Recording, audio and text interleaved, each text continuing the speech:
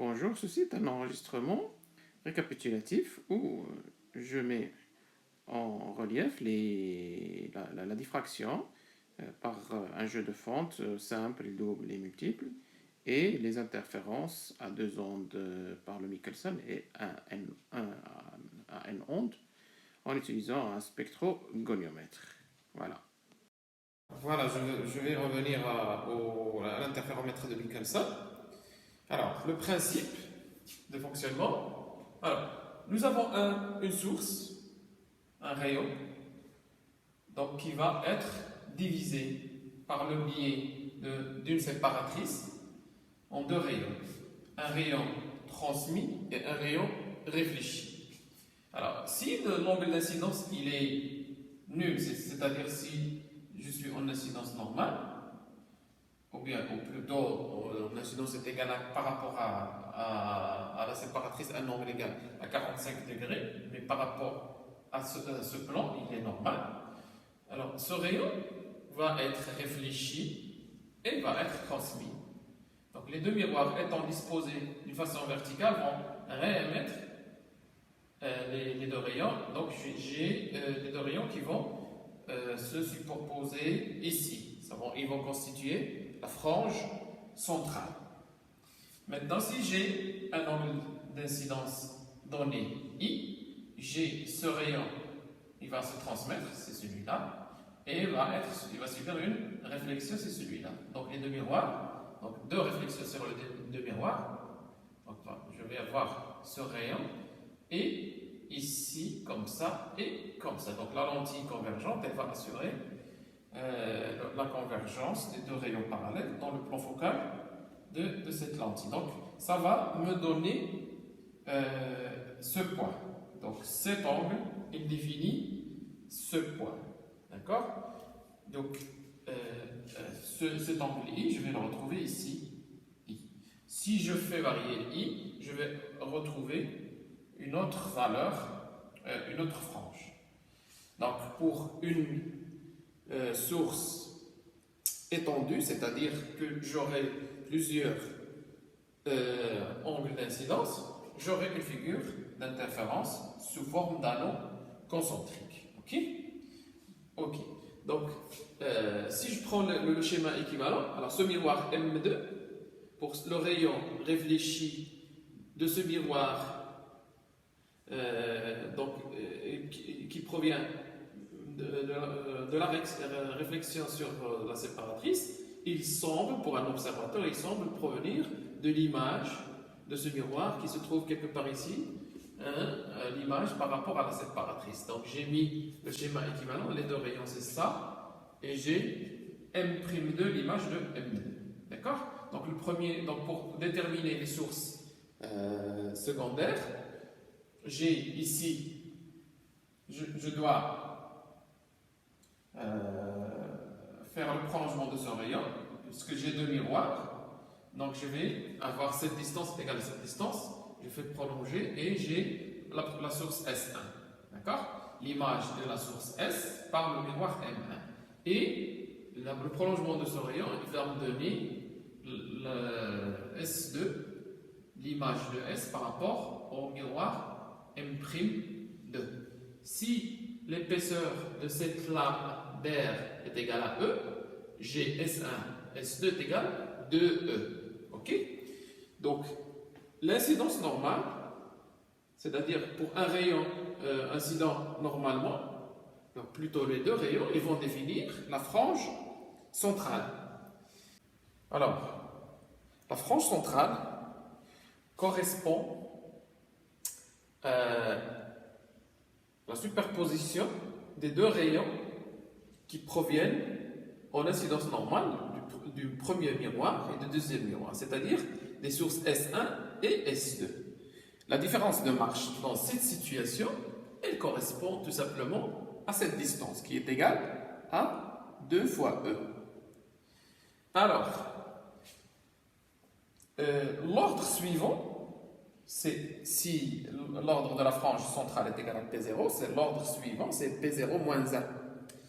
Deuxième anneau, son ordre c'est P0 moins 2, et ainsi de suite. Le quatrième anneau, son ordre est égal à P0 moins Pk.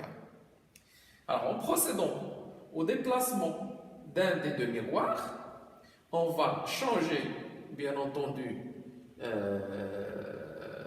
la position d'une des deux sources. Donc, cette source va se déplacer.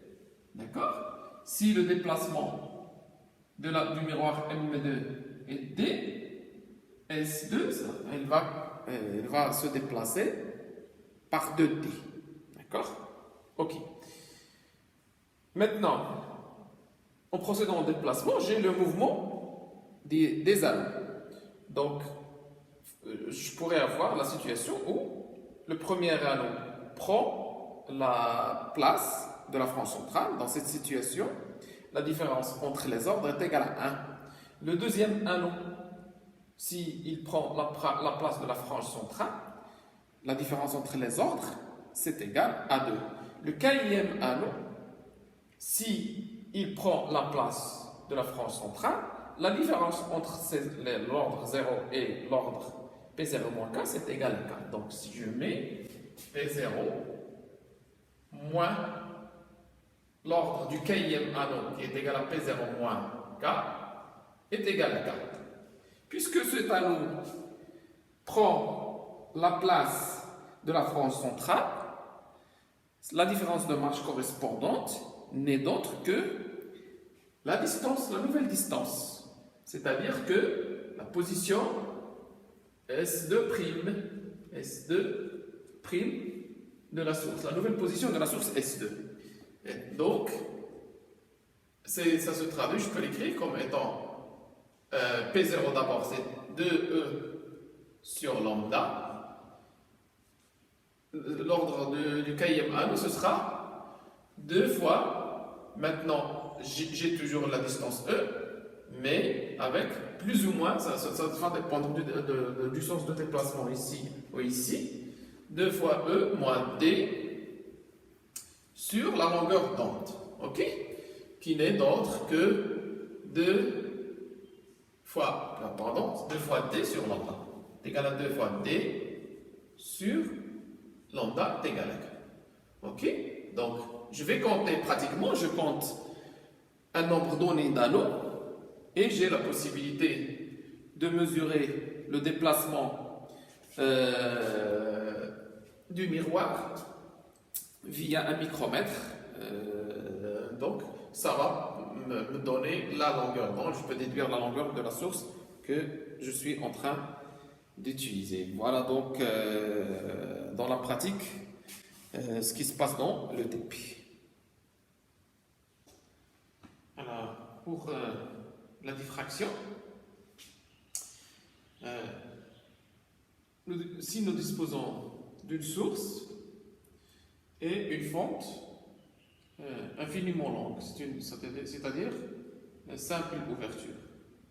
Donc nous avons le faisceau va s'élargir et donc la figure de diffraction elle est sous la forme d'une tâche centrale et des tâches secondaires. Donc le modèle mathématique c'est un sinus cardinal. Ok? Donc I se présente comme étant I0 sinus carré cardinal du terme de déphasage sur 2. Le terme de déphasage il contient le sinus de θ, θ étant la direction 1. Ici, c'est l'angle θ qui va prendre plusieurs valeurs. Ok? Alors, ici, la valeur de θ, c'est lambda sur A. Donc, ici, l'angle est égal à lambda sur A. Ici, 2 lambda sur A et ainsi de suite. Donc, la demi-largeur, c'est lambda sur A. La largeur de la tâche centrale, c'est lambda sur A. Bien entendu, A étant la largeur de la fente. Si j'utilise une fente double, donc j'ai deux fentes de largeur A, mais avec un écart B. Donc j'ai intuitivement, j'ai deux fentes, ça veut dire que il y aura le phénomène d'interférence. Ok? Donc j'ai l'intensité, elle se manifeste comme suit. Donc une tâche centrale, mais subdivisée des franges, et la même chose pour les tâches secondaires. Ok? Ce qui est cohérent avec la théorie du moment que nous avons I est égal à 0, sinus cardinal de terme de déphasage sur 2, d'accord? Ce déphasage maximum. Ce terme il caractérise la diffraction, c'est l'enveloppe du signal qui multiplie le terme d'interférence, bien entendu, le terme d'interférence, synonyme ou bien signature, qui est caractérisé par l'apparition des franges. Donc l'intensité, elle est modulée. Ok? Maintenant, dans la situation où nous avons un réseau ou bien un réseau à n fentes, d'accord? Donc j'ai plusieurs cas de figure. Si le nombre d'ondes contenues dans le réseau n'est pas très significatif, j'aurai la même chose, j'aurai une figure de diffraction qui va être modulée par une figure d'interférence à n ondes, d'accord? Mais si le nombre de fentes n est très grand, j'ai d'abord l'intensité qui est accentuée, et deux, j'ai la disparition des maxima secondaires. Donc ce qui serait visible, juste les maxima principaux. Donc j'ai ici, pour l'ordre 0, maximal principal, le premier maximal principal, deuxième, de part et d'autre. Ordre 1, K égale 0, K égale 1, K égale 2, K égale moins 1, K égale moins 2, et ainsi de suite. Ok? Dans la situation où n est faible, je vais remarquer que ici j'aurai des maxima principaux qui vont être à part. Dans la situation où n il est très grand, n est égal à 1 sur A pour un réseau, n le nombre de fentes, A la largeur des fentes. Lorsque n il est très grand, alors A il est très petit. Donc à la limite, nous aurons ce terme qui va tendre vers 0. Donc ce qui reste, bien c'est le même terme, il va tendre vers 0. Ce qui me reste, c'est juste le terme caractérisant les interférences. Donc je retrouve juste le phénomène d'interférence à n ondes qui est caractérisé par une succession de pics relatifs à chaque ordre. L'ordre 0, l'ordre 1 moins 1, l'ordre 2 et l'ordre moins 2. Donc ça se manifeste juste par l'apparition des les maxima principaux. Si le n n'est pas assez grand, donc A, la largeur n'est pas assez petite, donc le terme de diffraction il va persister, donc j'aurai le phénomène d'interférence qui est enveloppé par le phénomène de diffraction. Donc, et j'aurai cette situation. Les pics ils sont de plus en plus faibles en intensité. Bien entendu, il y aura apparition des maxima secondaires, ce qui se traduisent par de la lumière ici. D'accord? Donc, pour le spectrogoniomètre, on va utiliser juste, on est dans la situation où n est très grand, donc on va traquer des ordres d'interférence, on ne va pas s'intéresser à la diffraction qui n'est pas visible. Alors, ça c'est pour une source monochromatique. S'il s'agit d'une source polychromatique, ce qui se passe est que l'apparition des raies, un spectre de raies. Donc, comment on explique ceci? Alors, entre l'ordre 0 et l'ordre 1, cette distance, c'est l'interfrange. I, l'interfrange qui est une fonction, bien entendu, de la longueur d'onde. Si j'utilise une source polychromatique, ça veut dire plusieurs longueurs d'onde. Chaque couleur, chaque longueur d'onde a sa propre interfrange I. D'accord? Donc, si les I sont différents, ça veut dire qu'avec deux couleurs différentes, j'aurai deux valeurs de I différentes. Ça veut dire qu'une raie va se positionner ici. Donc, une autre couleur, j'aurai une autre raie, et ainsi de suite. Donc j'ai un spectre de raies. Donc la pratique, le TP, je suis en mesure de déterminer les longueurs d'onde des différentes couleurs qui existent à la fente dans les lampes spectrales en mesurant cet angle D. Cet angle, en fait, c'est sa valeur D minimale, d'accord? Étant donné que la déviation, l'évolution de la déviation en fonction de I, elle évolue comme ça, donc elle présente un minimum ici. dm correspond à la valeur I est égal à I'. Okay? Donc je cherche cette valeur. Donc je dois faire varier le I. J'ai mon réseau qui est disposé sur une plateforme tournante. Donc je fais varier mon I et je cherche la valeur minimale de l'angle de déviation, c'est cet angle. D'accord? Pour chaque raie, j'aurai une valeur D caractéristique à cette longueur. Donc voilà, grosso modo, ce qu'on fait dans le TP de spectrogoniométre.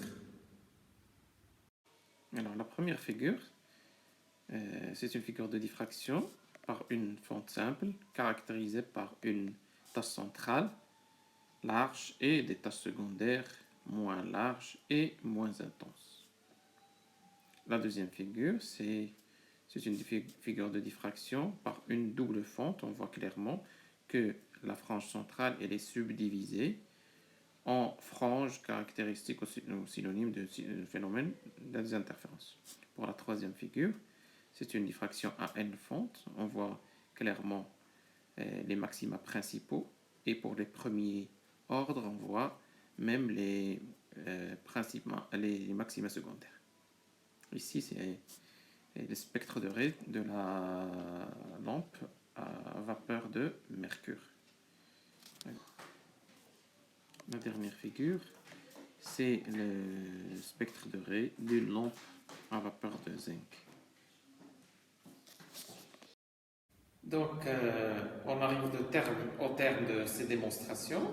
J'espère que j'ai contribué d'une façon ou d'une autre à une meilleure assimilation de cours. Donc, bien entendu, je reste à votre disposition, soit sur le cours, soit sur les démonstrations. Si vous jugez que quelques passages ou bien quelques démonstrations nécessitent d'être éclairés, je suis disponible, je pourrais le faire sans hésitation. Donc, j'attends vos commentaires soit sur la plateforme e-learning ou bien sur la chaîne YouTube. Donc, je vous dis à bientôt.